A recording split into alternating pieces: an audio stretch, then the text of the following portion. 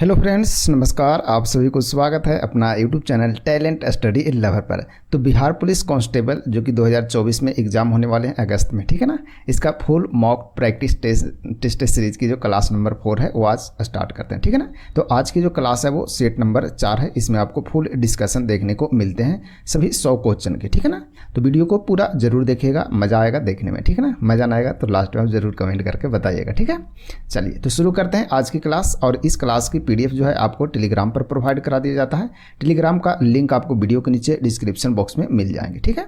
तो क्वेश्चन का आंसर आप लोग भी दीजिएगा, उसके बाद फिर समझते चलेंगे, ठीक है। और लास्ट में कमेंट में बताइएगा कितने मार्क्स आ रहे हैं, ठीक है। चलिए टारगेट रखेगा कम से कम 70+ मार्क्स होना चाहिए, ठीक है ना। चलिए और उसके लिए क्या करेंगे, मेहनत करते रहेंगे, ठीक है। चलिए तो सबसे पहला क्वेश्चन देखिए वो रहा क्या कि भारत के महान्यायवादी की नियुक्ति कौन करता है ये बताना है। तो भारत के महान्यायवादी की नियुक्ति किसके द्वारा किया जाता है, तो इसका आंसर क्या होगा ये बताइए, ठीक है। चलिए तो इसका राइट आंसर है आपका ऑप्शन नंबर बी, ठीक है ना। ऑप्शन बी यानी कि राष्ट्रपति के द्वारा भारत के महान्यायवादी की जो नियुक्ति है भारत के राष्ट्रपति के द्वारा किया जाता है, ठीक है ना। और ये जो अनुच्छेद होता है कितने के तहत, अनुच्छेद 76 के तहत, ठीक है ना। अनुच्छेद 76 के तहत भारत के महान्यायवादी की नियुक्ति किया जाता है, ठीक है ना। किसके द्वारा नियुक्त किया जाता है, तो राष्ट्रपति के द्वारा किया जाता है। और महान्यायवादी जो होते हैं वो भारत के क्या होते हैं, प्रथम विधि अधिकारी, ठीक है ना। भारत के प्रथम क्या होते हैं, प्रथम विधि अधिकारी होते हैं। विधि अधिकारी कौन होते हैं, तो महान्यायवादी होते हैं, ठीक है ना। चलिए बढ़ते हैं आगे। नेक्स्ट क्वेश्चन नंबर 2 की ओर। क्वेश्चन नंबर 2 है भारत का राष्ट्रपति अपना त्याग पत्र किसे सौंपता है ये बताना है, ठीक है। चलिए तो इसका राइट आंसर क्या होगा ये बताइए। तो भारत का राष्ट्रपति अपना त्याग पत्र किसे सौंपता है, तो इसका राइट आंसर क्या होगा। इसका राइट आंसर है आपका ऑप्शन सी, ठीक है ना। ऑप्शन सी यानी कि उपराष्ट्रपति यानी वाइस प्रेसिडेंट को सौंपते हैं, ठीक है ना। तो भारत के राष्ट्रपति जो हैं वो अपना त्याग पत्र किसे सौंपते हैं, तो भारत के उपराष्ट्रपति को सौंपते हैं। चलिए आगे बढ़ते हैं। नेक्स्ट है क्वेश्चन नंबर 3। हाल ही में प्रारंभ होने वाली विश्व की सबसे ऊंची खगोलीय वेधशाला कहाँ स्थित है ये बताना है, ठीक है ना। तो हाल ही में प्रारंभ होने वाली विश्व की सबसे ऊंची खगोलीय वेधशाला कहाँ स्थित है, करेंट अफेयर का क्वेश्चन है तो ध्यान रखेंगे, अच्छा क्वेश्चन है, ठीक है। चलिए तो इसका राइट आंसर क्या है, तो इसका राइट आंसर है ऑप्शन सी। ऑप्शन सी यानी कहाँ है, चिली में, ठीक है ना। चिली की राजधानी कहाँ है, तो याद रखेगा सेंटियागो, ठीक है ना। चिली की राजधानी कहाँ है, सेंटियागो चिली की राजधानी है, ठीक है ना। चलिए ऑस्ट्रेलिया की राजधानी कहाँ है, तो कैनबरा। दक्षिण अफ्रीका की राजधानी कहाँ है, प्रिटोरिया। भारत की नई दिल्ली, तो ध्यान है, ठीक है ना। चलिए बढ़ते हैं आगे। नेक्स्ट है क्वेश्चन नंबर 4। हाल ही में राष्ट्रीय आतंकवाद विरोध दिवस कब मनाया गया ये बताना है, ठीक है ना। तो हाल ही में राष्ट्रीय आतंकवाद विरोध दिवस कब मनाया गया, तो इसका राइट आंसर क्या होगा ये बताइए। चलिए तो इसका राइट आंसर क्या है, तो इसका राइट आंसर है आपका ऑप्शन डी, ठीक है ना। ऑप्शन डी यानी कि 21 मई को मनाया गया, ठीक है ना। 21 मई को राष्ट्रीय आतंकवाद विरोध दिवस मनाया गया, ठीक है। चलिए बढ़ते हैं आगे। Next question number 5। Question number 5 है वियतनाम के अगले राष्ट्रपति पद पर किसे नामित किया गया है ये बताना है। तो वियतनाम के अगले यानी कि नेक्स्ट प्रेसिडेंट पद पर किसे नामित किया गया है ये बताना है, ठीक है। चलिए तो इसका राइट आंसर क्या होगा, तो इसका राइट आंसर है आपका ऑप्शन सी, ठीक है ना। ऑप्शन सी यानी कि टू लैम, ठीक है ना। टू लैम जो है क्या बनेंगे, वियतनाम के अगले राष्ट्रपति बनेंगे, ठीक है। चलिए नेक्स्ट क्वेश्चन नंबर 6 की ओर बढ़ते हैं। नेक्स्ट है क्वेश्चन नंबर 6। राज्य मंत्रिपरिषद किसके प्रति उत्तरदायी होता है ये बताना है।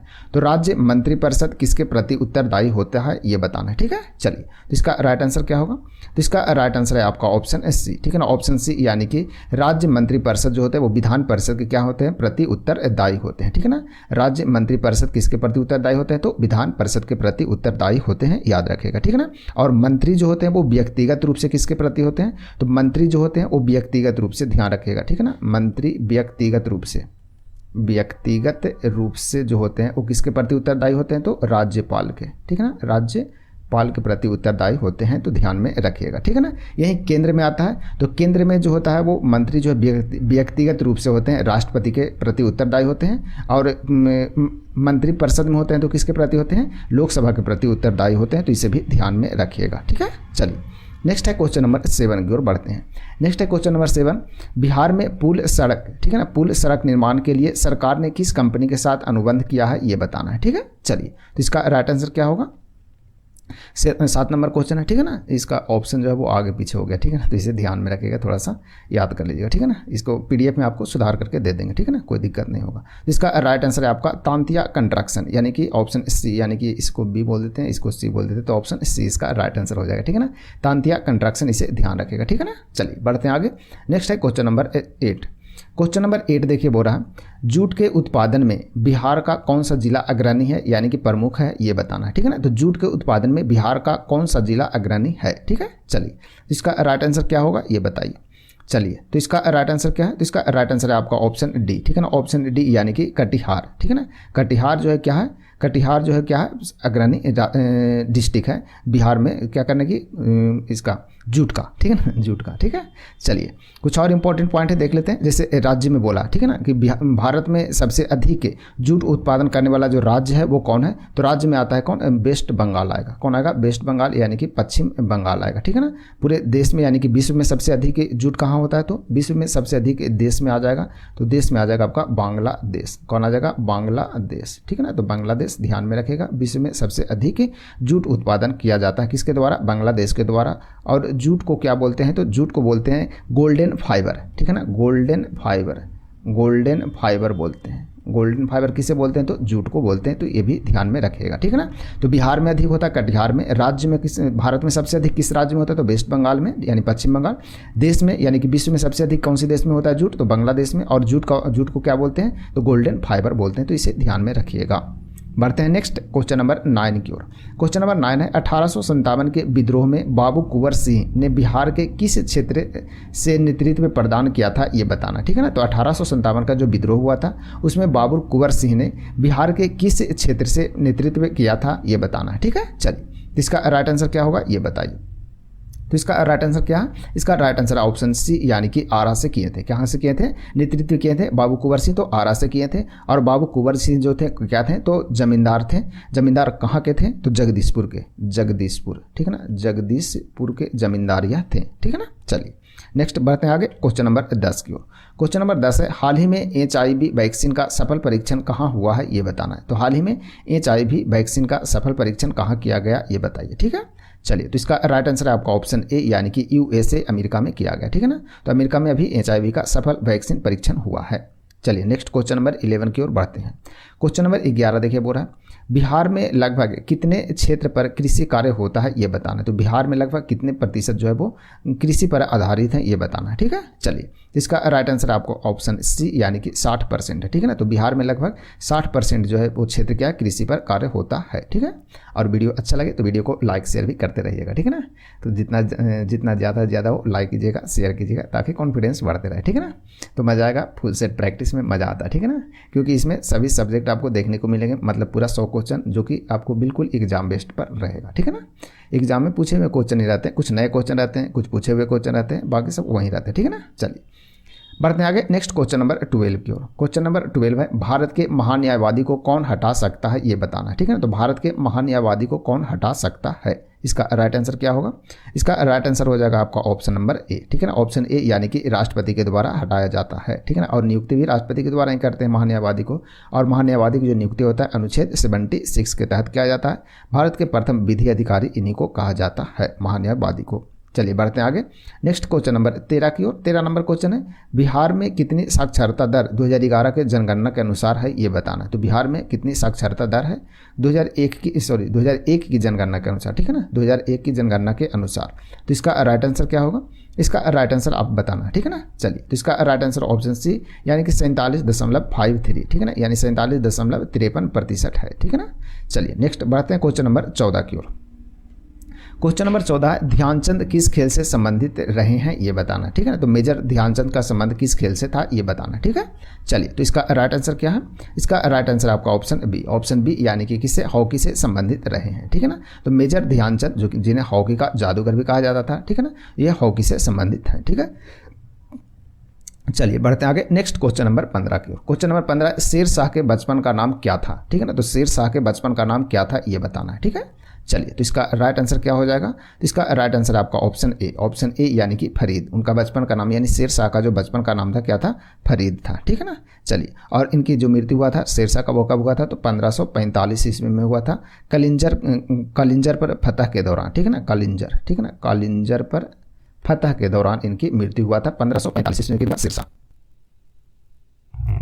चलिए क्वेश्चन नंबर 16 देखिए बोला भारतीय राष्ट्रीय कांग्रेस की स्थापना कब हुई थी ये बताना है, ठीक है। तो भारतीय राष्ट्रीय कांग्रेस की स्थापना कब हुई थी, तो इसका राइट आंसर क्या होगा, तो इसका राइट आंसर है आपका ऑप्शन नंबर सी, ठीक है ना। ऑप्शन सी 1885 ईस्वी में भारतीय राष्ट्रीय कांग्रेस की स्थापना हुआ था 28 दिसंबर के, ठीक है ना। 28 दिसंबर 1885 ईस्वी में हुआ था किसका, भारतीय राष्ट्रीय कांग्रेस की स्थापना। और इनके संस्थापक कौन थे, तो भारतीय राष्ट्रीय कांग्रेस के संस्थापक हैं ए.ओ. ह्यूम, ठीक है ना। ए.ओ. ह्यूम थे, जो कि क्या थे, अंग्रेज थे, ठीक है ना। और प्रथम अधिवेशन भी हुआ था, कब हुआ था, 1885 में हुआ था प्रथम अधिवेशन, जो कि बम्बई में हुआ था। कहाँ हुआ था, बम्बई में हुआ था।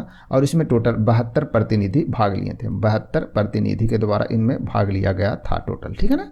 तो यह बम्बई में हुआ था। और इनकी अध्यक्षता किसके द्वारा किया गया था, तो डब्ल्यू.सी. बनर्जी के द्वारा, ठीक है ना, बोमेश चंद्र बनर्जी, ठीक है ना, बोमेश चंद्र बनर्जी के द्वारा इसकी अध्यक्षता किया गया था, ठीक है। तो सभी पॉइंट को आप ध्यान में रखिएगा, ठीक है।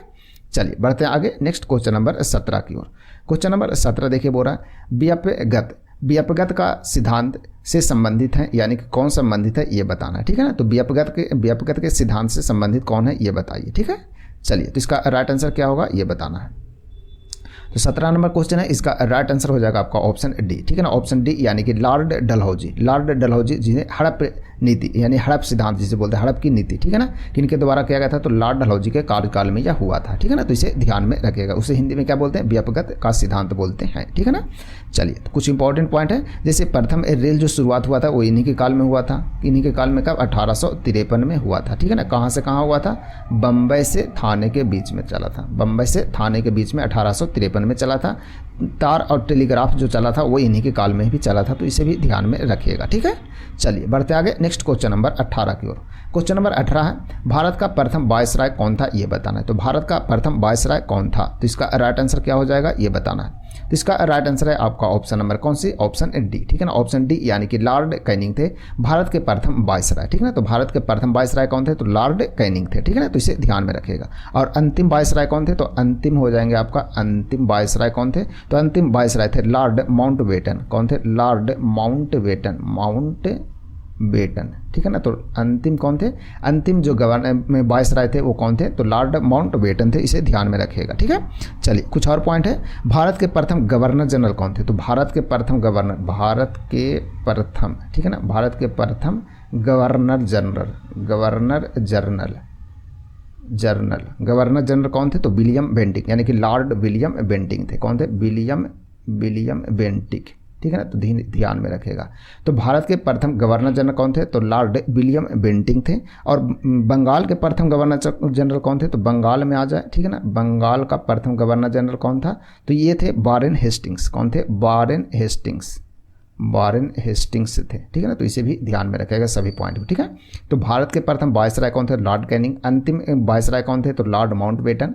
भारत के प्रथम गवर्नर जनरल कौन थे, तो लॉर्ड विलियम बेंटिक। बंगाल के प्रथम गवर्नर जनरल कौन थे, तो वारेन हेस्टिंग्स। सभी को ध्यान में रखेंगे, ठीक है ना। चलिए नेक्स्ट क्वेश्चन नंबर 19 की ओर बढ़ते हैं। 19 नंबर क्वेश्चन है, ट्राई ब्रेकर शब्द किस खेल से संबंधित है ये बताना है, ठीक है। तो ट्राई ब्रेकर खेल का संबंध किससे है, तो इसका राइट आंसर क्या होगा ये बताना है। तो इसका राइट आंसर है आपका ऑप्शन डी, यानी कि बी और सी दोनों, यानी फुटबॉल और हॉकी दोनों से संबंधित है ट्राई ब्रेकर, ठीक है। चलिए नेक्स्ट है नेक्स्ट है क्वेश्चन नंबर 20, प्राचीन नालंदा विश्वविद्यालय का संस्थापक कौन था ये बताना है। तो प्राचीन नालंदा विश्वविद्यालय के संस्थापक कौन थे ये बताइए, ठीक है। चलिए तो इसका राइट आंसर क्या हो जाएगा, इसका राइट आंसर है आपका ऑप्शन डी, यानी कि कुमार गुप्त, ठीक है ना। कुमार गुप्त जो कि प्राचीन नालंदा विश्वविद्यालय के क्या थे, संस्थापक थे, ठीक है ना। तो इनके और इसमें हुएनसांग भी इसमें शिक्षा ग्रहण किए थे, किसमें, प्राचीन नालंदा विश्वविद्यालय में हुएनसांग के द्वारा भी शिक्षा ग्रहण किया गया था। इसमें अलग अलग देशों से लोग भी आते थे शिक्षा ग्रहण करने के लिए, जैसे चीन हो गया, आपका श्रीलंका हो गया, ये सभी देशों से आते थे यहाँ शिक्षा ग्रहण करने के लिए, ठीक है ना। तो ध्यान में रखेंगे। चलिए, और नालंदा विश्वविद्यालय कहाँ है, तो बिहार के नालंदा जिला में स्थित है, ठीक है ना। चलिए बढ़ते हैं आगे। नेक्स्ट है क्वेश्चन नंबर 21 है, और नालंदा विश्वविद्यालय यूनेस्को हेरिटेज साइट भी है, तो इसे भी ध्यान में रखेगा, ठीक है ना। टोटल बिहार में यूनेस्को हेरिटेज साइट कितने हैं, तो टोटल 2 हैं। एक है नालंदा यूनिवर्सिटी जो कि प्राचीन काल का है ना, नालंदा यूनिवर्सिटी पुराना वाला, वो नालंदा खंडहर जिसे बोलते हैं हिंदी में, ठीक है ना। और दूसरा है महाबोधि मंदिर जो कि गया में है, ठीक है ना। तो 2 है बिहार में क्या यूनेस्को हेरिटेज साइट है, तो इसे भी ध्यान में रखेंगे, ठीक है। चलिए नेक्स्ट है क्वेश्चन नंबर 21 है, मुंगेर निम्नलिखित में से किसकी राजधानी थी ये बताना है। तो मुंगेर निम्नलिखित में से किसकी राजधानी थी, ठीक है। चलिए इसका राइट आंसर क्या होगा, इसका राइट आंसर है आपका ऑप्शन ए, ठीक है ना, ऑप्शन ए यानी कि मीर कासिम का, ठीक है ना। तो मुंगेर राजधानी किसका था, मीर कासिम का था। चलिए नेक्स्ट है क्वेश्चन नंबर 22 है, गुरु गोविंद सिंह की माता का नाम क्या था ये बताना है, ठीक है ना। तो गुरु गोविंद सिंह की माता का नाम क्या था ये बताइए, ठीक है। चलिए तो इसका राइट आंसर क्या हो जाएगा, तो इसका राइट आंसर है आपका क्वेश्चन नंबर 22 का ऑप्शन डी, ठीक है ना, ऑप्शन डी यानी कि इनमें से कोई नहीं, ठीक है ना। गुरु गोविंद सिंह की माता का नाम क्या था ये बताना है, ठीक है ना। चलिए तो कमेंट में आप गूगल करके जरूर बताइएगा, ठीक है। बाकी हम टेलीग्राम पर इसे पोस्ट कर देंगे, ठीक है, या कमेंट में पोस्ट कर देंगे, ठीक है। गुरु गोविंद सिंह जो कि सिखों के 10वें गुरु थे, ठीक है ना, और इनके पिता का नाम क्या था, गुरु तेग बहादुर, माता का नाम आप लोग को सर्च करके बताना है, ठीक है ना। चलिए और इनका जन्म हुआ था कहाँ, पटना में हुआ था, पटना साहिब में, ठीक है, तो ध्यान में रखेंगे। नेक्स्ट है क्वेश्चन नंबर 23 है, फणीश्वर नाथ रेणु का जन्म कहाँ हुआ था ये बताना है। तो फणीश्वर नाथ रेणु का जन्म कहाँ हुआ था ये बताइए। तो इसका राइट आंसर हो जाएगा आपका ऑप्शन नंबर सी, ठीक है ना, ऑप्शन सी यानी कहाँ हुआ था, पूर्णिया बिहार में, ठीक है ना। तो फणीश्वर नाथ रेणु का जन्म कहाँ हुआ था, पूर्णिया में हुआ था, ठीक है। चलिए नेक्स्ट क्वेश्चन नंबर 24 है, 24 नंबर क्वेश्चन देखिए, बोल रहा है कमायनी पुस्तक के रचयिता कौन थे ये बताना है। तो कमायनी पुस्तक के रचयिता कौन है, ठीक है। चलिए तो इसका राइट आंसर क्या हो जाएगा, इसका राइट आंसर है आपका ऑप्शन ए यानी कि जयशंकर प्रसाद, ठीक है ना। तो जयशंकर प्रसाद के द्वारा लिखा गया पुस्तक है कमायनी। नेक्स्ट है क्वेश्चन नंबर 25, अर्थशास्त्र पुस्तक किसने लिखा है ये बताना है। तो अर्थशास्त्र पुस्तक किसके द्वारा लिखा गया है, ठीक है। चलिए तो इसका राइट आंसर क्या हो जाएगा, इसका राइट आंसर है आपका ऑप्शन बी यानी कि कौटिल्य के द्वारा लिखा गया, जिन्हें विष्णुगुप्त और चाणक्य भी बोलते हैं उपनाम, ठीक है ना। तो कौटिल्य उन्हें भी बोलते हैं, चाणक्य भी बोलते हैं और विष्णुगुप्त भी बोलते हैं, तो सभी नाम ध्यान में रखेंगे, ठीक है ना। और अर्थशास्त्र जो पुस्तक है इसमें जो वर्णन है वो किसका वर्णन है, तो जो प्रशासन होता है ना, शासनिक व्यवस्था के बारे में इसमें वर्णन किया गया, ठीक है ना, कि किस प्रकार से जैसे राज्य चलाया जाता है उसके बारे में वर्णन किया गया इसमें, ठीक है ना। अर्थशास्त्र मतलब इकोनॉमी की किताब का नाम है अर्थशास्त्र, लेकिन इसमें वर्णन जो है वो प्रशासनिक वर्णन है इसमें, ठीक है ना। तो इसमें ध्यान में रखेगा, ठीक है, कभी कभी क्वेश्चन आता है इससे रिलेटेड। नेक्स्ट बढ़ते हैं आगे क्वेश्चन नंबर 26 की ओर, इनकलाब जिंदाबाद का नारा किसने दिया था ये बताना, ठीक है ना। इनकलाब जिंदाबाद का नारा किसके द्वारा दिया गया था। तो इसका राइट आंसर क्या हो जाएगा, इसका राइट आंसर है आपका ऑप्शन डी यानी कि भगत सिंह के द्वारा यह दिया गया था, ठीक है ना। इनकलाब जिंदाबाद किसके द्वारा दिया गया था, तो भगत सिंह के द्वारा दिया गया था, ठीक है ना। और जो नारा आता है यानी कि जो भी व्यक्ति जो नारा दिए हैं ना वो अपन लोग को मौलिक कर्तव्य में आता है, इसे अपन लोग संजोए रखेंगे, ठीक है ना। तो इसे मजाक में कभी नहीं उड़ाना है, मौलिक कर्तव्य है अपन लोगों को पालन करना, ठीक है ना। तो इसे सीरियस लेके चलेंगे, ठीक है ना। चलिए नेक्स्ट है क्वेश्चन नंबर 27 है, बक्सर का युद्ध किस किस के बीच हुआ था ये बताना, ठीक है ना। तो बक्सर का युद्ध किस किस के बीच हुआ था, बक्सर का युद्ध हुआ था आपको 1764 ईस्वी में हुआ था, लेकिन किसके बीच हुआ था ये बताना, ठीक है। चलिए तो इसका राइट आंसर है आपका ऑप्शन ए यानी कि मीर कासिम, जिनका राजधानी मुंगेर था, ठीक है ना, अभी आया था, मीर कासिम का मुंगेर राजधानी था और अंग्रेजों के बीच हुआ था, ठीक है ना। तो बक्सर का युद्ध जो हुआ था वो मीर कासिम और अंग्रेजों को बीच हुआ था 1764 ईस्वी में, ठीक है। चलिए नेक्स्ट है क्वेश्चन नंबर 28 नंबर क्वेश्चन है, बिहार में कुल कितने प्रमंडल है ये बताना है। तो बिहार में टोटल प्रमंडल कितने हैं ये बताना है, ठीक है। चलिए तो इसका राइट आंसर क्या हो जाएगा ये बताना है। तो इसका राइट आंसर है आपका ऑप्शन सी यानी कि 9, ठीक है ना, यानी कि बिहार में टोटल प्रमंडल की संख्या कितने हैं, 9 है, ठीक है ना। कौन कौन है तो एक बार ध्यान में रखिएगा, ठीक है ना। एक हो गया, पहला आपका क्या हो गया, पटना हो गया, पटना के बाद आपका गया हो गया, गया के बाद आपका हो गया भोजपुर, ठीक है ना, भोजपुर, भागलपुर, ठीक है ना, भागलपुर, उसके बाद फिर हो गया आपका दरभंगा, ठीक है ना, दरभंगा के बाद हो गया आपका कोसी, ठीक है ना, कोसी के बाद हो गया आपका सारण के बाद तिरहुत और लास्ट में हो जाएगा आपका मुंगेर, ठीक है ना, मुंगेर मीर कासिम की राजधानी, ठीक है ना। तो टोटल प्रमंडल की संख्या कितने हैं, बिहार में 9 है, तो ध्यान में रखिएगा कौन कौन है, सभी ध्यान में रखेंगे, ठीक है। चलिए नेक्स्ट है क्वेश्चन नंबर 29 नंबर है, वर्ष 2001 की जनगणना के अनुसार बिहार की कुल जनसंख्या कितनी है ये बताना, ठीक है ना। अब इसे 2011 की जनगणना से याद कर लीजिएगा, ठीक है ना, 2001 का यहाँ गलती से लग गया क्वेश्चन, 2011 के अनुसार याद करेंगे, ठीक है ना। तो इसे चेंज कर देंगे PDF में या फिर टेलीग्राम पर भी चेंज करके बता देंगे, ठीक है ना। चलिए तो क्वेश्चन नंबर 29 जिसका ऑप्शन ए राइट आंसर हो जाएगा, ठीक है ना। तो 2001 की जनगणना के अनुसार अपन को याद करना है 2011 के अनुसार, क्योंकि 2001 पूछेगा नहीं अब, ठीक है ना। चलिए क्वेश्चन नंबर 30 है, सितारा देवी किस विद्या से संबंधित है ये बताना। ठीक है, तो सितारा देवी का संबंध किस विद्या से है, तो इसका राइट आंसर क्या हो जाएगा, इसका राइट आंसर है आपका ऑप्शन बी यानी कि मधुबनी पेंटिंग से संबंधित है सितारा देवी। ठीक है ना, तो मधुबनी पेंटिंग से संबंधित कौन है, तो सितारा देवी है। ठीक है, चलिए नेक्स्ट है क्वेश्चन नंबर क्या 31 नंबर है, पटना हाई कोर्ट की स्थापना कब हुई थी ये बताना है। तो पटना हाई कोर्ट है जिसकी स्थापना कब हुआ था, इसका राइट आंसर क्या है। ठीक है, चलिए तो इसका राइट आंसर आपका ऑप्शन ए यानी कि 1916 ईस्वी में हुआ था पटना हाई कोर्ट की स्थापना, जो कि अभी पटना हाई कोर्ट कहाँ है, पटना में। ठीक है ना, तो 1916 में इसकी स्थापना हुआ था। ठीक है ना, और हाई कोर्ट से रिलेटेड एक PDF जो एक फ़ोटो, ठीक है ना, फोटो एक टेलीग्राम पर आपको सेंड कर दिए। ठीक है ना, तो उसे भी एक बार एक गौर से पूरा देख लीजिएगा। ठीक है ना, उसमें स्थापना सभी के बता दी है। ठीक है ना, उसमें सभी को दिया गया है, तो एक बार गौर करके उसे देख लीजिएगा, याद कर लीजिएगा। ठीक है ना, चलिए बढ़ते हैं आगे नेक्स्ट क्वेश्चन नंबर 32 की ओर। क्वेश्चन नंबर 32 है, जैन धर्म के अंतिम तीर्थकर महावीर की मृत्यु कहाँ हुई थी ये बताना। ठीक है ना, तो जैन धर्म के अंतिम तीर्थकर महावीर थे।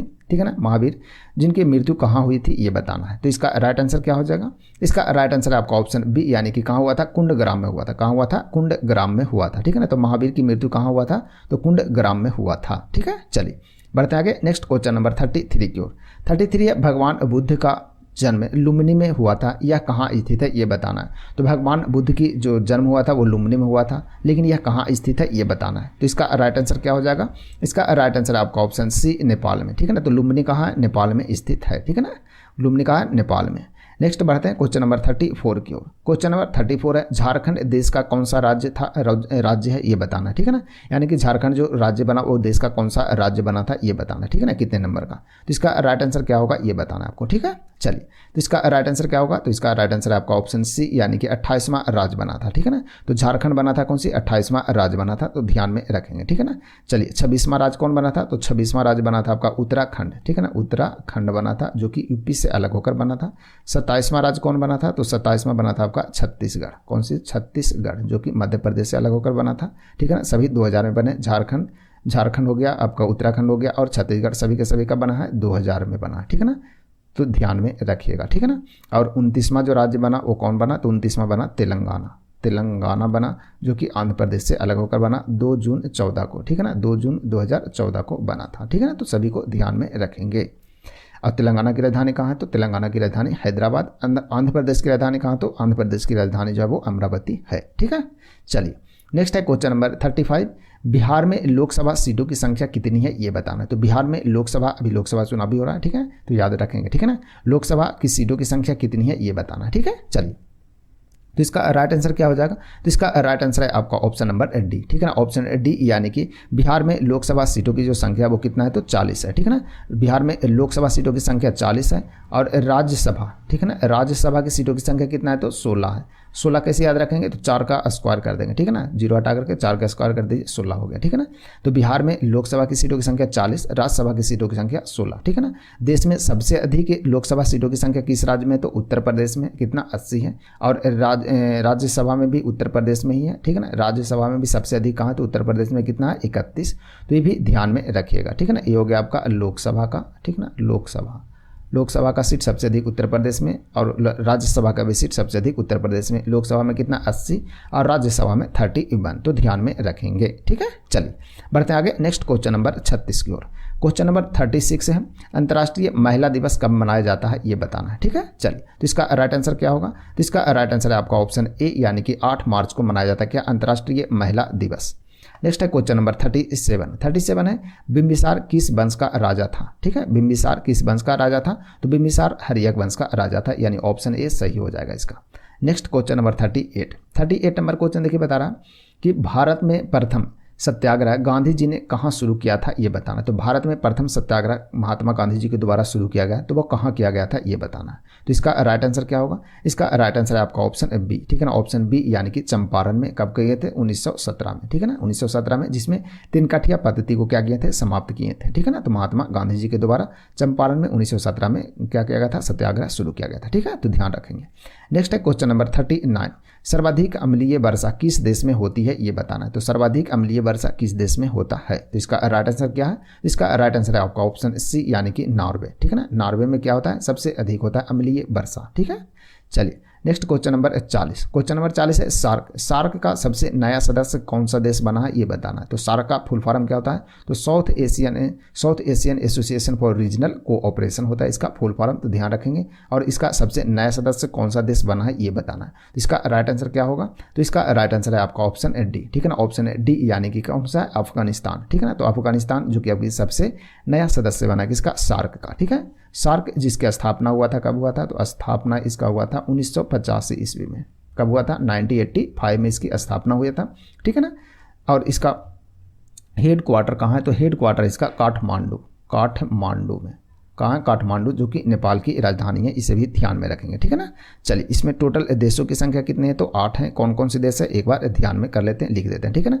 तो आपको तो हो गया, पहला देश हो गया भारत हो गया, फिर पाकिस्तान हो गया, ठीक है ना, भारत पाकिस्तान, उसके बाद बांग्लादेश, उसके बाद हो गया आपका भूटान, ठीक है ना, भूटान के बाद हो गया नेपाल के बाद हो गया आपका श्रीलंका, ठीक है ना, श्रीलंका के बाद हो गया मालदीव, ठीक है, मालदीव के बाद हो गया आपका लास्ट में अफगानिस्तान, ठीक है ना। टोटल कितने हो गए? 2 3 4 5 6 7 8, ठीक है ना। तो टोटल 8 कंट्री है किसमें? सार्क में। तो सभी पॉइंट को ध्यान में रखिएगा। चलिए, नेक्स्ट है क्वेश्चन नंबर 41 है संयुक्त राष्ट्र संघ यानी यूएनओ का मुख्यालय है। तो यूएनओ का मुख्यालय कहाँ है ये बताना है। तो इसका राइट आंसर क्या हो जाएगा? तो इसका राइट आंसर है आपका ऑप्शन ए, ठीक है ना, ऑप्शन ए यानी कि न्यूयॉर्क में। कहाँ है? तो न्यूयॉर्क में है, ठीक है। चलिए, वाशिंगटन में क्या है? तो वाशिंगटन में विश्व बैंक, ठीक है ना, विश्व बैंक का मुख्यालय कहाँ है? तो वाशिंगटन डीसी में। और उसके साथ साथ IMF इंटरनेशनल मॉनेटरी फंड, ये दोनों का मुख्यालय आपको कहाँ देखने को मिलेगा? वाशिंगटन डीसी में देखने को मिलेगा, ठीक है ना। तो इसे ध्यान में रखिएगा, ठीक है ना। WTO, ठीक है ना, वर्ल्ड ट्रेड ऑर्गेनाइजेशन, जिसकी स्थापना हुआ था कब? 1948 में हुआ था, यानी 1948 में, जिसका हेडक्वार्टर आपको जेनेवा में देखने को मिलेगा। और ठीक है ना, FAO food and agriculture organisation, जिसका हेडक्वार्टर देखने को मिलेगा आपको रोम में, ठीक है ना, इटली रोम में देखने को मिलेंगे, ठीक है। तो सभी को ध्यान रखेंगे। नेक्स्ट है क्वेश्चन नंबर 42 है शिवाजी को किसने कैद कर लिया था ये बताना है। तो शिवाजी को किसने कैद कर लिया था ये बताइए, ठीक है। चलिए, इसका राइट आंसर है आपका ऑप्शन सी यानी कि औरंगजेब के द्वारा कैद किया गया था, ठीक है ना, औरंगजेब के द्वारा।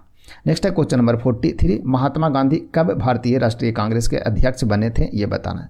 तो महात्मा गांधी भारतीय राष्ट्रीय कांग्रेस के अध्यक्ष कब बने थे? तो इसका राइट आंसर है आपका ऑप्शन नंबर सी, ठीक है, ऑप्शन सी यानी कि 1924 में बेलगाम अधिवेशन, कौन सी?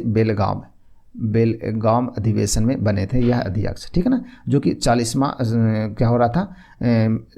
बैठक हो रहा था, ठीक है ना, 40वां बैठक हुआ था कांग्रेस का, उसमें यह अध्यक्ष बने थे। बेलगाम अधिवेशन हुआ था, ठीक है ना, 40वां अधिवेशन था, ठीक है ना, 40वां अधिवेशन जो कि बेलगाम अधिवेशन था, जो कि कर्नाटक में बेलगाम, ठीक है।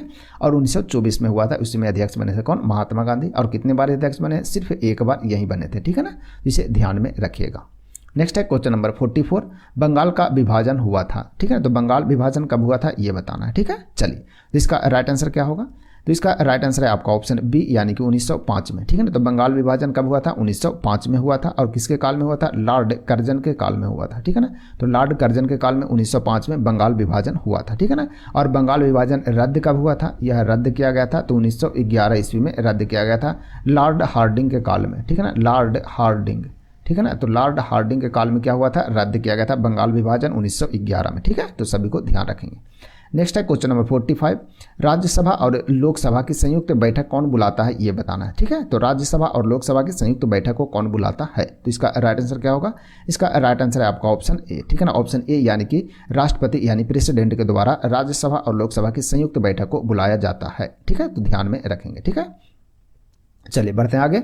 नेक्स्ट है क्वेश्चन नंबर आपका 46 है एक व्यक्ति ग्राम पंचायत की सदस्यता के लिए चुनाव लड़ना चाहता है तो उसकी उम्र, ठीक है ना, कितनी होनी चाहिए ये बताना है। तो न्यूनतम कितना उम्र होना चाहिए ग्राम पंचायत की सदस्यता यानी कि उसकी चुनाव लड़ने के लिए कोई व्यक्ति का उम्र, ठीक है। चलिए, तो इसका राइट आंसर क्या होगा? इसका राइट आंसर है आपका ऑप्शन सी 21 वर्ष या इससे ऊपर का होना चाहिए, ठीक है ना। 21 वर्ष या इससे ऊपर का है तो ग्राम पंचायत की सदस्यता बनकर वह चुनाव लड़ सकता है कोई भी व्यक्ति, ठीक है। तो ध्यान में रखेंगे। नेक्स्ट बढ़ते हैं आगे क्वेश्चन नंबर 47 की ओर। नेताजी सुभाष चंद्र बोस राष्ट्रीय खेल संस्थान कहाँ स्थित है ये बताना है।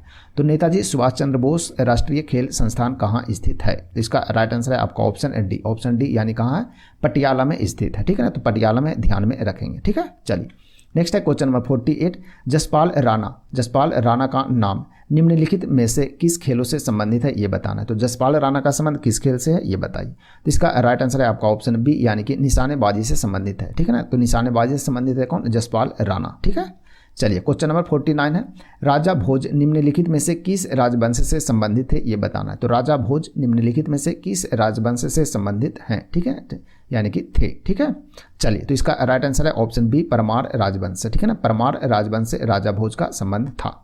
नेक्स्ट है क्वेश्चन नंबर 50 नंबर क्वेश्चन देखिए बोल रहा है दिल्ली के लाल किले में स्थित मोती मस्जिद को किसने बनवाया था ये बताना है। तो दिल्ली के लाल किले में स्थित मोती मस्जिद का निर्माण किसके द्वारा करवाया गया था। तो इसका राइट आंसर क्या है, इसका राइट आंसर है ऑप्शन बी औरंगजेब के द्वारा किया गया था। किसके द्वारा, तो औरंगजेब के द्वारा यह निर्माण कराया गया था, ठीक है। चलिए बढ़ते हैं आगे नेक्स्ट क्वेश्चन नंबर 51 की ओर। 51 है 1857 के मेरठ में प्रथम सिपाही विद्रोह की आग लगी, ठीक है ना। आग किस दिन भड़की थी ये बताना है, ठीक है। तो 1857 में मेरठ में प्रथम सिपाही विद्रोह की आग किस दिन भड़की थी ये बताना है, ठीक है। चलिए तो इसका राइट आंसर क्या है, इसका राइट आंसर है आपका ऑप्शन ए, ठीक है ना। ऑप्शन ए यानी कि 10 मई को, ठीक है ना। 10 मई 1857 ईस्वी को मेरठ से प्रथम सिपाही विद्रोह की आग भड़की थी, तो ध्यान में रखेंगे, ठीक है। चलिए नेक्स्ट है क्वेश्चन नंबर 52। महात्मा गांधी की हत्या नाथूराम गोडसे ने निम्नलिखित में से किस दिन किया था ये बताना है। तो किस दिन किया गया था, तो इसका राइट आंसर क्या है ये बताइए, ठीक है। चलिए तो इसका राइट आंसर क्या है, तो ऑप्शन डी इसका राइट आंसर होगा 30 जनवरी 1948 को, जिसे शहीद दिवस भी मनाते हैं, ठीक है ना। तो 1948 ईस्वी में 30 जनवरी को किया गया था नाथूराम गोडसे के द्वारा महात्मा गांधी की हत्या, ठीक है। चलिए नेक्स्ट है क्वेश्चन नंबर 53। लूनी नदी पर स्थित जवाई बांध किस राज्य में स्थित है ये बताना है। तो लूनी नदी पर स्थित जवाई बांध किस राज्य में स्थित है, ठीक है। चलिए तो इसका राइट आंसर क्या है, इसका राइट आंसर है ऑप्शन बी राजस्थान में, ठीक है ना। तो लूनी नदी कहाँ बहती है, तो राजस्थान में बहते हैं, ठीक है ना। तो यह जवाई बांध इस पर स्थित है और कहाँ है, तो राजस्थान में स्थित है, ध्यान में रखेंगे। नेक्स्ट क्वेश्चन नंबर 54 है। राज्यसभा का सदस्य निर्वाचित होने के लिए आवश्यक न्यूनतम आयु सीमा कितनी होनी चाहिए, यानी कि राज्यसभा के लिए, ठीक है ना। तो राज्यसभा के सदस्य को निर्वाचित होने के लिए आवश्यक न्यूनतम आयु कितनी होनी चाहिए, तो इसका राइट आंसर क्या होगा ये बताना है। तो इसका राइट आंसर क्या है, इसका राइट आंसर है ऑप्शन बी यानी कितना 30 वर्ष होना चाहिए, ठीक है ना। तो राज्यसभा के लिए 30 वर्ष, जबकि लोकसभा के लिए कितना 25 वर्ष न्यूनतम होना चाहिए, ठीक है ना। लोकसभा के लिए कितना होता है 25 वर्ष न्यूनतम होना चाहिए, ठीक है ना। तो ध्यान में रखेंगे, राज्यसभा के लिए 30, लोकसभा के लिए कितना 25, ठीक है ना। लोकसभा को क्या बोलते हैं, लोअर हाउस बोलते हैं, और राज्यसभा को अपर हाउस बोलते हैं, ठीक है। चलिए नेक्स्ट है क्वेश्चन नंबर 55 है। वर्ष 2010 में आयोजित होने वाले कॉमनवेल्थ गेमों की मेजबानी किसने की थी ये बताना है, ठीक है ना। तो 2010 में जो कॉमनवेल्थ गेम हुआ था उसकी मेजबानी किस देश के द्वारा किया गया था। तो इसका राइट आंसर क्या है, इसका राइट आंसर है ऑप्शन डी यानी कि भारत के द्वारा किया गया था नई दिल्ली में, ठीक है। चलिए नेक्स्ट है क्वेश्चन नंबर 56। वर्ष 2008 में हुए ओलंपिक खेलों का आयोजन स्थल कहाँ था, यानी 2008 में ओलंपिक का आयोजन कहाँ हुआ था ये बताना है। तो इसका राइट आंसर क्या है, इसका राइट आंसर है ऑप्शन सी यानी कि चीन में हुआ था, ठीक है ना। कहाँ हुआ था 2008 में ओलंपिक, चीन में हुआ था। नेक्स्ट क्वेश्चन नंबर 57 है। श्वेत क्रांति का संबंध किस क्षेत्र से है ये बताना है। तो श्वेत क्रांति का संबंध किस क्षेत्र से है, तो इसका राइट आंसर क्या है, तो इसका राइट आंसर है आपका ऑप्शन ए यानी कि दूध से संबंधित है, ठीक है ना। तो दूध की श्वेत होता है ना, दूध कैसे होता है, श्वेत होता है यानी उजला होता है। तो श्वेत क्रांति उसी को तो बोलते हैं। श्वेत क्रांति मतलब किससे संबंधित है, दूध से संबंधित है, और इनके जन्मदाता कौन है, तो डॉक्टर वर्गीज कुरियन जी हैं, ठीक है ना। तो इसे भी ध्यान में रखेंगे। नेक्स्ट है क्वेश्चन नंबर 58। सतलज, चिनाब और रावी, ठीक है ना, निम्न में से किसकी सहायक नदियां हैं ये बताना है। तो सतलज, चिनाब और रावी निम्न में से किसकी सहायक नदियां हैं। तो इसका राइट आंसर क्या है, तो इसका राइट आंसर है आपका ऑप्शन सी यानी कि सिंधु नदी की सहायक नदी है, ठीक है ना। तो सतलज, चिनाब और रावी जो है वो किसकी सहायक नदी है, तो सिंधु नदी की सहायक नदी है। भारत की सबसे लंबी नदी कौन है, तो गंगा नदी, जो कि कितना 2525 किलोमीटर, ठीक है ना, इतना है, ठीक है। ब्रह्मपुत्रा नदी जो भारत की क्या है सबसे चौड़ी नदी है, ठीक है ना। तो ब्रह्मपुत्रा नदी जो है भारत की क्या है सबसे चौड़ी नदी है, और इस नदी के किनारे जो स्थित है वो कौन है, एक शहर है, इंपॉर्टेंट शहर है, जिसका याद रखेंगे नाम क्या है, तो डिब्रूगढ़ है। कौन सी है, डिब्रूगढ़, ठीक है ना। डिब्रूगढ़ जो कि किसके कौन सी नदी के किनारे स्थित है, तो यह स्थित है आपको ब्रह्मपुत्रा नदी के किनारे, जो कि असम की एक शहर है, ठीक है ना। और गंगा नदी के किनारे कुछ इंपॉर्टेंट शहर स्थित है, जैसे पटना हो गया, प्रयागराज हो गया, कानपुर हो गया, ठीक है ना। तो ये सभी ध्यान में रखते चलेंगे, ठीक है। चलिए नेक्स्ट है क्वेश्चन नंबर 59। 59 नंबर क्वेश्चन है कि बोला क्या WWE, ठीक है ना, WWE, ठीक है ना, WWE के भागीदार द ग्रेट खली का असली नाम क्या है ये बताना है, ठीक है। तो WWE के भागीदार द ग्रेट खली जिनका असली नाम क्या है ये बताना है, ठीक है। चलिए, तो इसका राइट आंसर क्या होगा? तो इनका राइट आंसर है आपका ऑप्शन सी, यानी कि दलीप सिंह राणा। क्या है? दलीप सिंह राणा है इनका, किसका? द ग्रेट खली का ओरिजिनल नाम है, ठीक है। चलिए, क्वेश्चन नंबर 60, पंडित रविशंकर का संबंध निम्नलिखित में से किस वाद्य वादन से है रहा है ये बताना है। तो पंडित रविशंकर जी का संबंध किस वाद्य वादन से है ये बताइए, ठीक है। चलिए, तो इसका राइट आंसर है आपका ऑप्शन ए, यानी कि सितार से संबंधित है, यानी पंडित रविशंकर का संबंध किससे? सितार से। नेक्स्ट क्वेश्चन नंबर 61, निम्नलिखित में से किसे लोकनायक कहा जाता है, यानी कि लोकनायक के नाम से किन्हें जाना जाता है? लोकनायक जिनका उपनाम है, तो किनका उपनाम है ये बताना, ठीक है। चलिए, तो इसका राइट आंसर क्या है? इसका राइट आंसर है आपका ऑप्शन नंबर डी, ठीक है ना, ऑप्शन डी, यानी कि जयप्रकाश नारायण को बोलते हैं क्या? लोकनायक, ठीक है ना, लोकनायक जयप्रकाश नारायण को बोलते हैं, ठीक है। तो ध्यान रखेंगे। नेक्स्ट बढ़ते हैं क्वेश्चन नंबर 62 की ओर। 62 है, बुलंद दरवाजा निम्नलिखित में से कहाँ है ये बताइए। तो बुलंद दरवाजा कहाँ है? तो इसका राइट आंसर क्या है? तो इसका राइट आंसर है आपका ऑप्शन सी, यानी कि फतेहपुर सिकरी, ठीक है ना, उत्तर प्रदेश में फतेहपुर सिकरी में स्थित है क्या? बुलंद दरवाजा, ठीक है। आगरा में तो ताजमहल स्थित है, आपको पता है। दिल्ली का लाल किला फेमस है। जयपुर में क्या है? जयपुर को पिंक सिटी बोलते हैं। क्या बोलते हैं? Pink city, pink city. Pink city किसे बोलते हैं? तो जयपुर को बोलते हैं, ठीक है। तो ध्यान रखेंगे।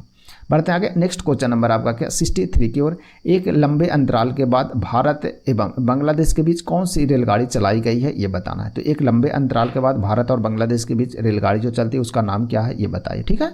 चलिए, तो इसका राइट आंसर क्या है? इसका राइट आंसर है आपका ऑप्शन डी, यानी कि मैत्री एक्सप्रेस, ठीक है ना। तो मैत्री एक्सप्रेस जो है वो भारत और बांग्लादेश के बीच चलते हैं। समझौता एक्सप्रेस जो भारत और पाकिस्तान के बीच चलता है, ठीक है ना। तो भारत और पाकिस्तान के बीच कहाँ से चल रहा है? समझौता एक्सप्रेस। अभी फिलहाल में पता नहीं बंद है, चालू है क्या है, ठीक है ना।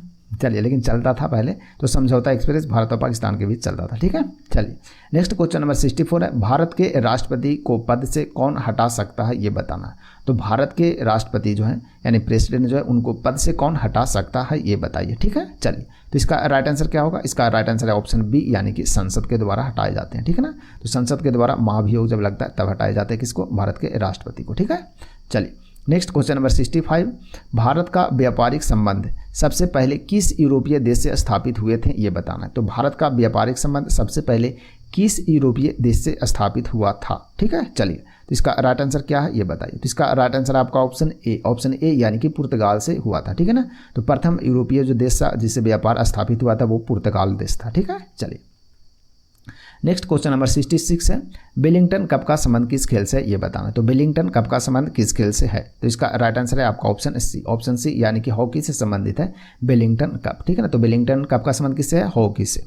नेक्स्ट क्वेश्चन नंबर 67 है, पृथ्वी का एकमात्र प्राकृतिक उपग्रह है। तो पृथ्वी का एकमात्र प्राकृतिक उपग्रह कौन है ये बताना है, ठीक है।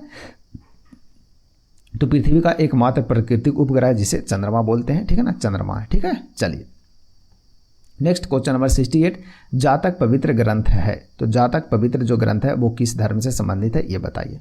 तो इसका राइट आंसर है आपका ऑप्शन सी, यानी कि बौद्ध धर्म से संबंधित है जातक, ठीक है। चलिए, नेक्स्ट क्वेश्चन नंबर 69 है, सुएज नौ परिवहन नहर भूमध्य सागर को किसके साथ जोड़ता है ये बताना है। तो सुएज नौ परिवहन नहर जो है वो भूमध्य सागर को किसके साथ जोड़ता है ये बताना है, ठीक है ना। चलिए, तो इसका राइट आंसर क्या हो जाएगा? तो इसका राइट आंसर है आपका ऑप्शन डी, यानी कि लाल सागर को, ठीक है ना। तो भूमध्य सागर और लाल सागर को जोड़ता है कौन? सुएज नहर, ठीक है ना। तो इसे ध्यान में रखेंगे। नेक्स्ट क्वेश्चन नंबर 70 है, भगवान बुद्ध ने अपने पहले धर्मोपदेश दिए थे, ठीक है ना। तो भगवान बुद्ध ने अपने पहले जो धर्मोपदेश दिए थे वो कहाँ दिए थे ये बताना है। तो इसका राइट आंसर क्या हो जाएगा? तो इसका राइट आंसर है आपका ऑप्शन सी, यानी कहाँ दिए थे? सारनाथ में सबसे पहले दिए थे, ठीक है ना। तो सारनाथ में सबसे पहले जो उपदेश दिए थे कहाँ दिए थे? सारनाथ में। और सबसे लास्ट जो दिए थे वो श्रावस्ती में दिए थे, ठीक है। दोनों याद रखेंगे।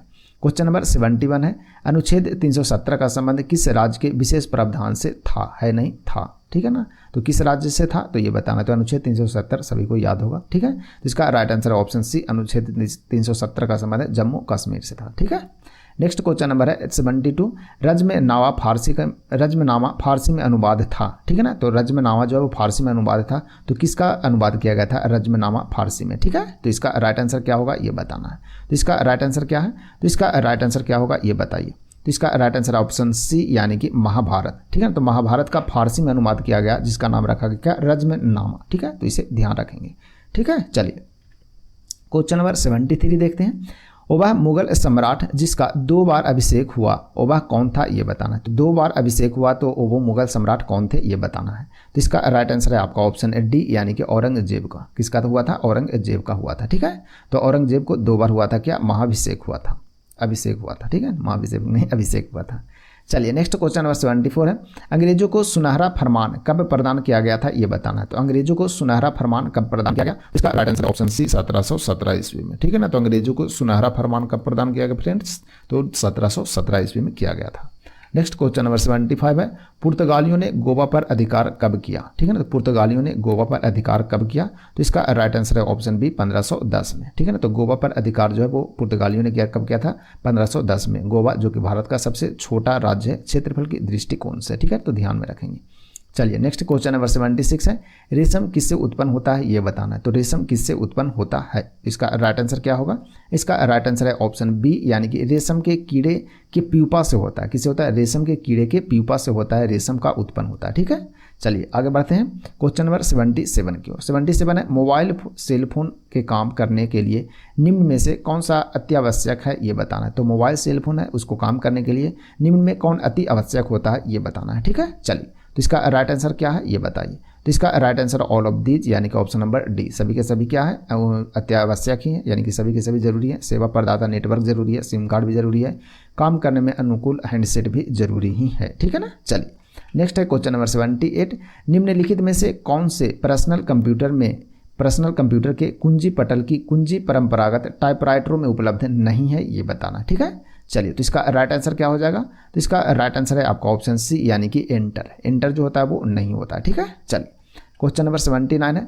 निम्नलिखित शब्दों में से कौन सा शब्द इंटरनेट कार्यप्रणाली से संबंधित है? तो इंटरनेट कार्यप्रणाली से संबंधित जो है वो कौन है ये बताना है। तो इसका राइट आंसर है आपका ऑप्शन डी यानी कि www, HTTP और ईमेल सभी के सभी हैं। तो www जिसका फुल फॉर्म होता है वर्ल्ड वाइड वेब, HTTP जिसका फुल फॉर्म होता है हाइपर टेक्स्ट ट्रांसफर प्रोटोकॉल होता है। ठीक है ना, और ईमेल जिसका फुल फॉर्म होता है इलेक्ट्रॉनिक मेल होता है। ठीक है, तो सभी के सभी याद रखेंगे। चलिए नेक्स्ट है क्वेश्चन नंबर 80। किस रक्त के व्यक्ति, ठीक है ना, किस रक्त वर्ग के व्यक्ति सर्वदाता यानी कि यूनिवर्सल डोनर कहलाते हैं, यानी कि सभी को वो दे सकते हैं। तो यानी किसी व्यक्ति का कौन सा ब्लड ग्रुप है जो सभी को वह दे सकता है ये बताना है। ठीक है, चलिए तो इसका राइट आंसर है आपका ऑप्शन, ये उल्टा फिर से हो गया। ठीक है ना, ये होगा जाएगा आपका सी हो गया बी और ये हो जाएगा आपका डी। ठीक है ना, तो इसका राइट आंसर हो जाएगा ऑप्शन डी यानी कि ओ को बोलते हैं क्या? सर्वदाता बोलते हैं, यानी यूनिवर्सल डोनर, यानी कि कोई भी व्यक्ति का ब्लड ग्रुप ओ है तो किसी को भी दे सकता है। और ए भी जो ग्रुप है वो सर्वग्राही से बोलते हैं। क्या बोलते हैं उसे? सर्वग्राही बोलते हैं।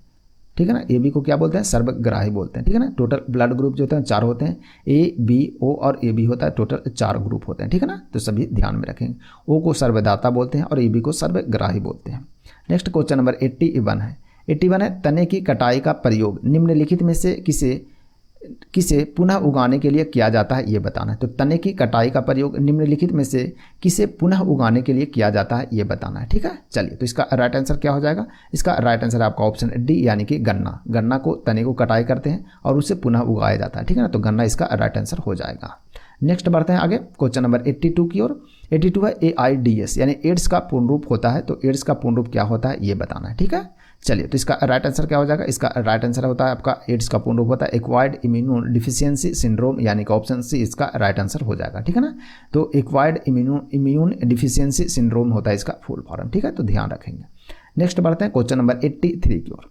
83 है। दूध के फटने पर कौन सा एसिड उत्पन्न होता है ये बताना है। तो दूध के फटने पर कौन सा एसिड जो है वो उत्पन्न होता है। ठीक है, तो दूध से संबंधित दूध और दही से संबंधित जो भी रहेगा उसमें सभी के सभी में अधिकांश में लैक्टिक एसिड ही काम में आता है। ठीक है ना, यानी कि फटता है, जमता है, जो भी होता है वो सब लैक्टिक एसिड के कारण ही होता है, यानी ऑप्शन सी इसका राइट आंसर हो जाएगा। ठीक है ना, चलिए तो इसे ध्यान में रखें, जहाँ दूध का मैटर आए वहाँ लैक्टिक एसिड आप मार सकते हैं। ठीक है ना, चलिए बढ़ते हैं आगे। और कोई व्यक्ति उसे थकावट महसूस भी कब होता है? तो थकावट महसूस होता है जब मांसपेशी में लैक्टिक एसिड जो है वो क्या हो जाता है? जम जाता है। ठीक है ना, जब लैक्टिक एसिड क्या हो जाता है? जम जाता है तो थकावट महसूस करने लगता है कोई भी व्यक्ति। ठीक है, चलिए नेक्स्ट क्वेश्चन नंबर 84 है। संतरे किसके प्रबल स्रोत हैं ये बताना है। तो संतरे किसके प्रबल स्रोत है, यानी संतरे में सबसे ज़्यादा क्या मिलता है ये बताना। ठीक है, चलिए तो इसका राइट आंसर हो जाएगा आपका ऑप्शन ए। ठीक है ना, ऑप्शन ए यानी कि कार्बोहाइड्रेट्स। क्या बोलते हैं? कार्बोहाइड्रेट्स मिलते हैं। ठीक है ना, चलिए बढ़ते हैं आगे। और विटामिन सी अधिक मिलता है, ठीक है ना। विटामिन की बात आए तो विटामिन सी भी मिलता है इसमें से, क्योंकि जो खट्टे टाइप के जो फल रहते हैं उसमें अधिकांशतः क्या मिलता है, विटामिन सी मिलता है, ठीक है ना। जो कि विटामिन सी है तो सबसे अधिक मात्रा यानी कि प्रचुर मात्रा में विटामिन सी किससे मिलता है, तो आंवला से मिलता है। तो इसे भी ध्यान में रखेंगे, ठीक है ना। सबसे अधिक आंवला में मिलता है क्या, विटामिन सी मिलता है।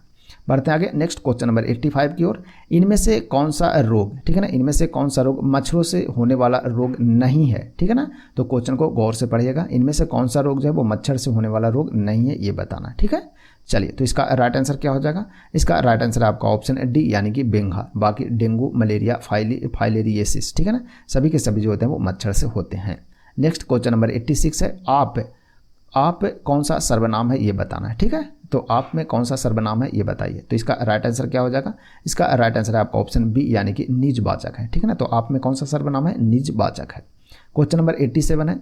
जो पढ़ेगा वह पास होगा, इनमें कौन सा विशेषण है ये बताना है। तो जो पढ़ेगा वह पास होगा, इनमें कौन सा विशेषण है ये बताना है।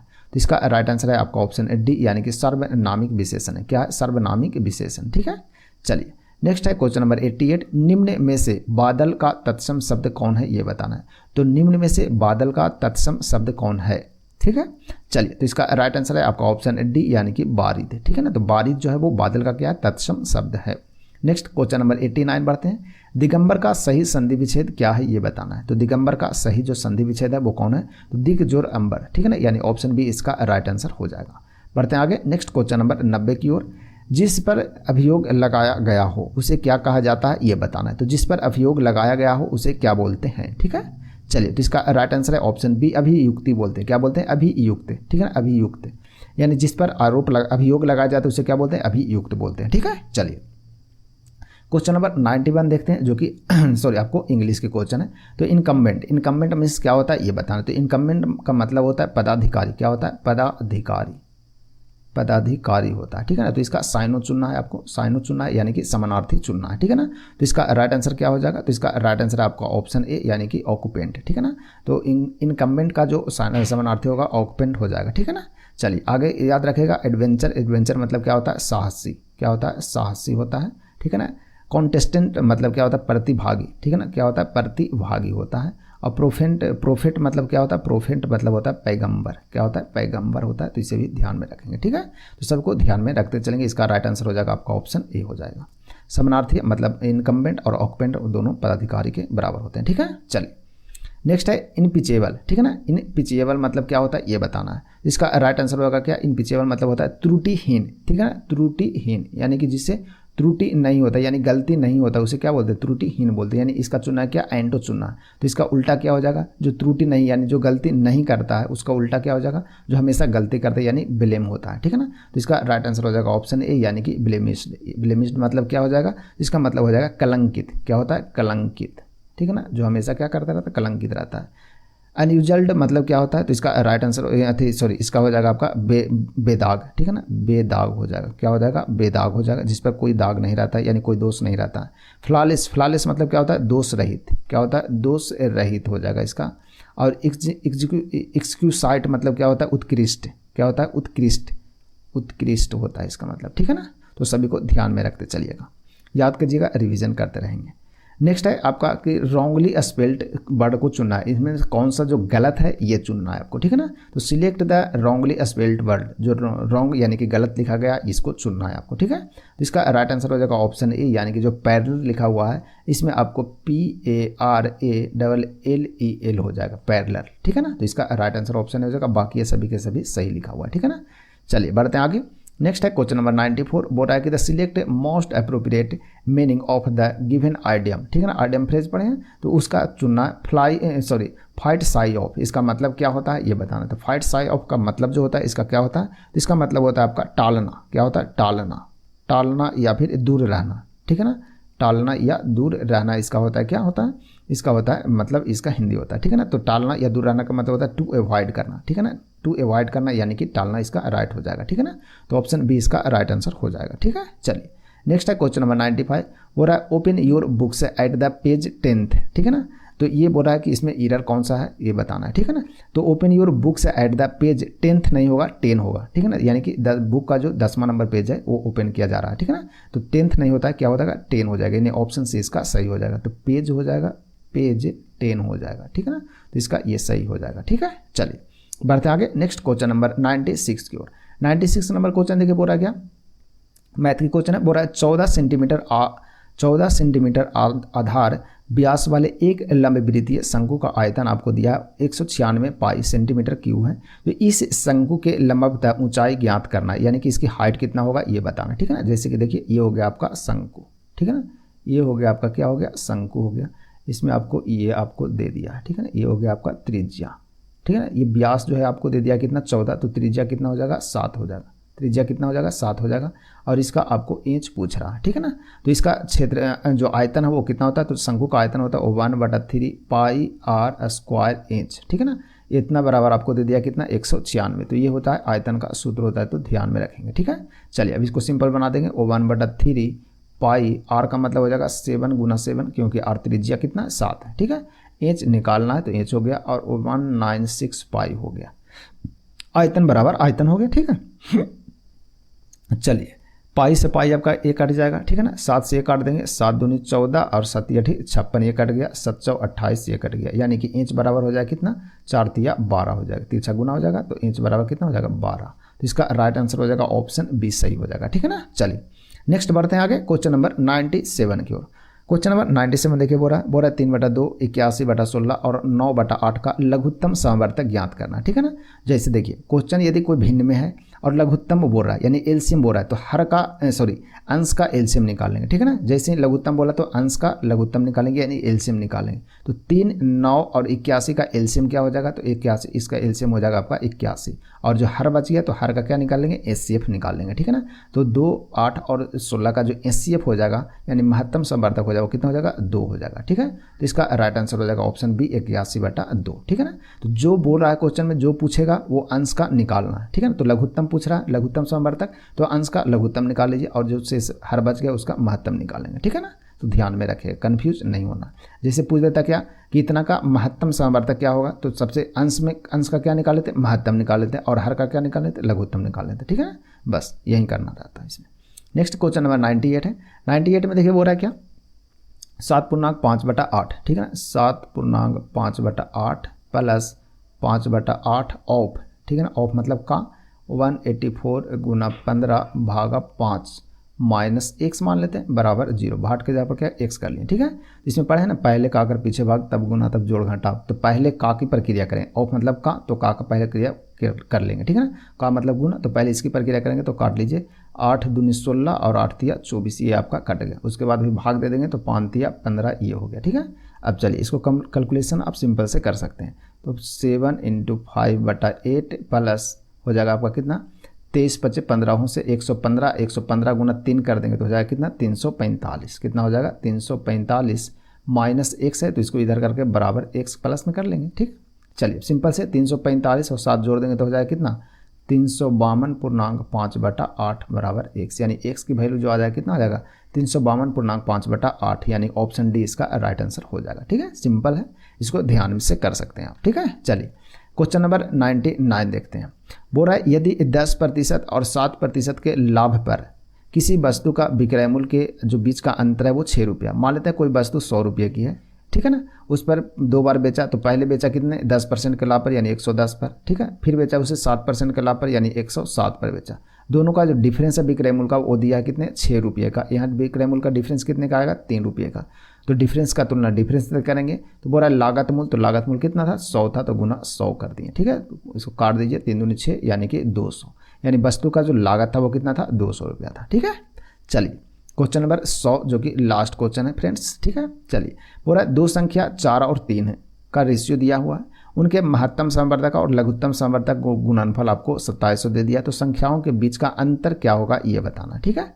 चलिए तो पहली संख्या आपको दिया कितना 4x मान लेते हैं, दूसरी संख्या आपको कितना दिया 3x हो गया, ठीक है। दोनों का रेशियो हो गया। तो आप पढ़े होंगे कि पहली संख्या गुने दूसरी संख्या बराबर LCM गुने HCF होता है, ठीक है ना। चलिए तो पहली संख्या हो जाएगा कितना 4x गुना 3x बराबर हो जाएगा कितना 27 गुने 100 कर ले सकते हैं, 2720 रुपये लिख सकते हैं।